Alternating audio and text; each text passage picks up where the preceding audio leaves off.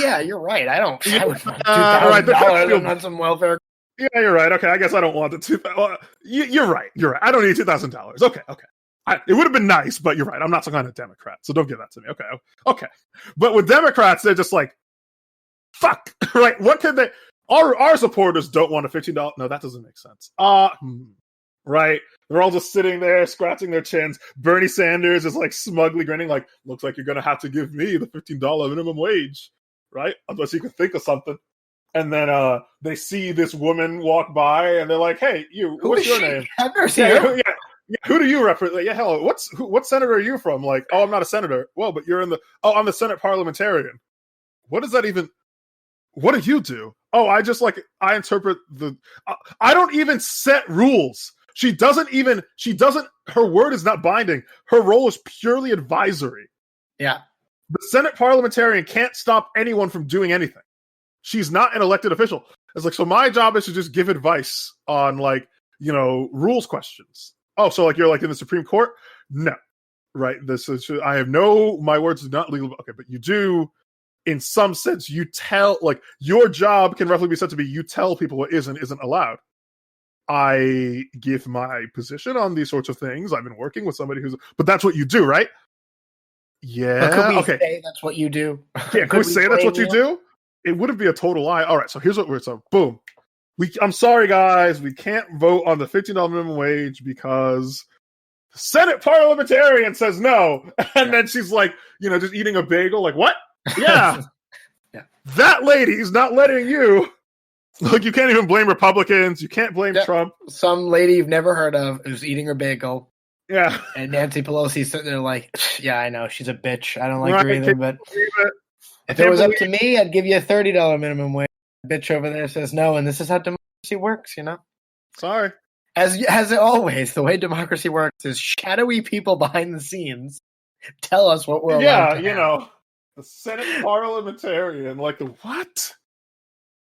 Does England have a parliamentary senator? What does that even mean? I feel like we're learning a lot in the Trump era about how our government works. Yeah. And I feel like we've been too harsh on democracy. Yeah.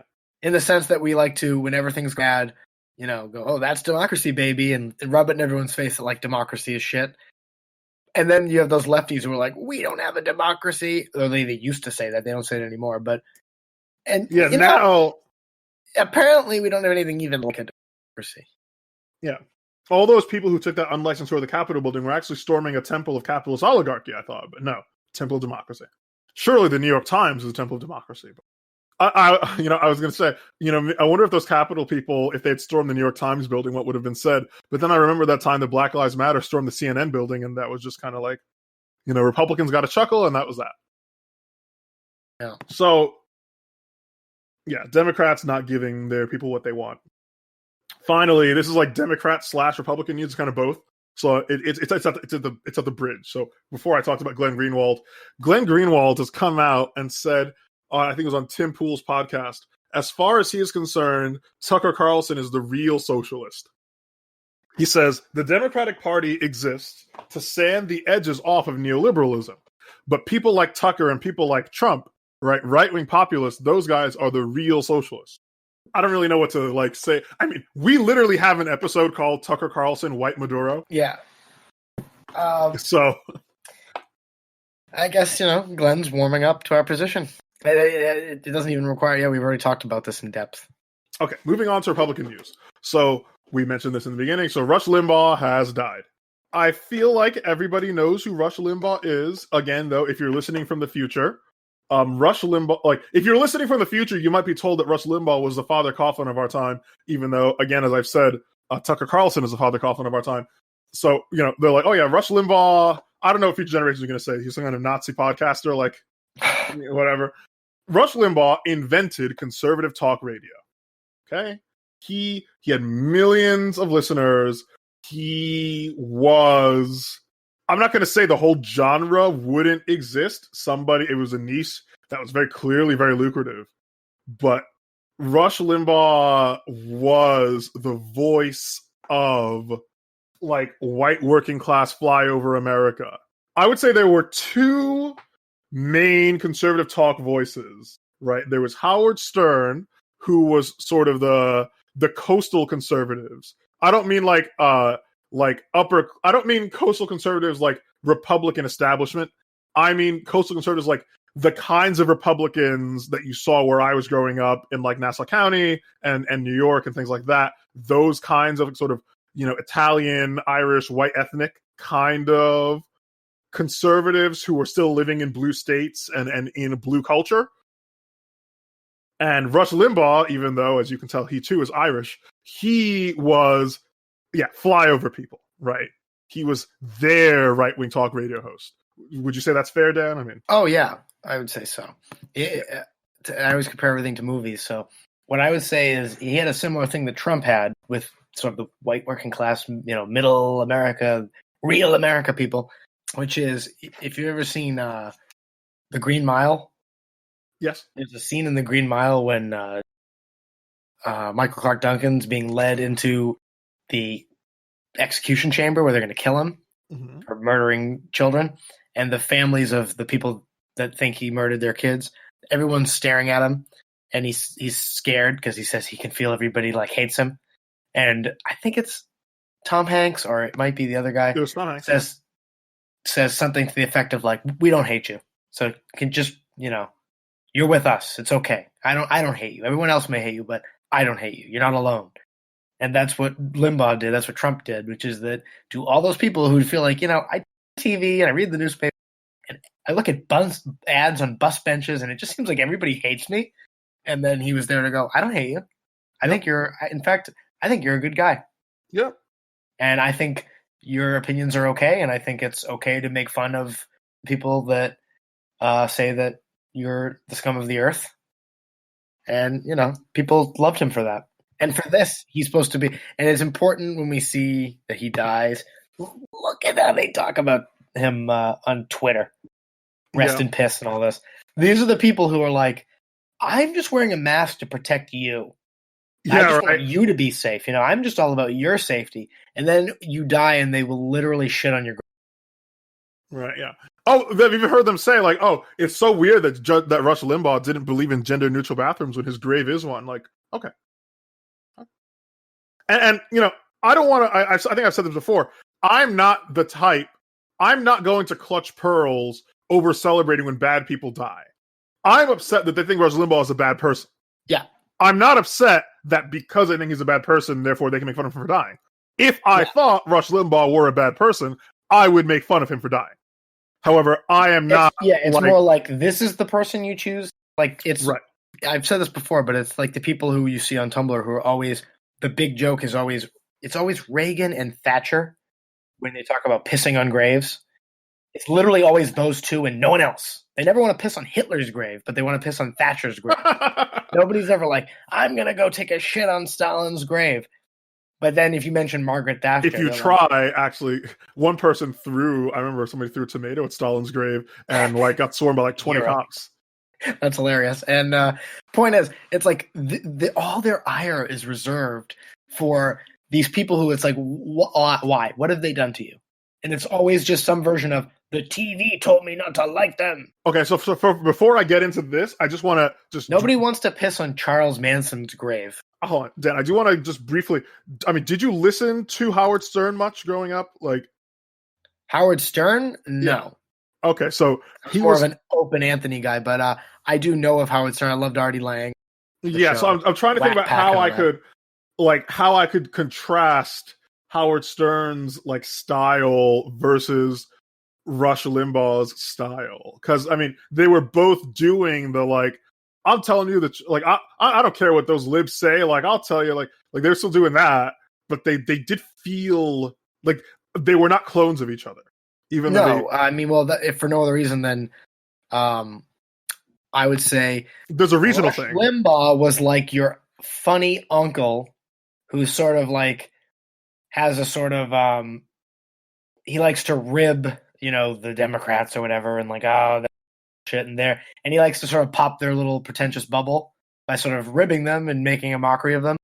Whereas I would say Howard Stern had a much younger, edgier, dirty vibe. Yes. Like they were irreverent in different ways. Rush Limbaugh was irreverent in a way that, sort of, it was like almost like a tame, like Animal House-ish vibe of like, we're thumbing our nose at the principal, and he wants to come in and shut down our fun, but we're gonna keep laughing at him and stuff. And then Howard Stern had more of the vibe of like maybe what Animal House would have been like in real life, which is like, hey, we're gonna bring in a stripper and like, et cetera, et cetera.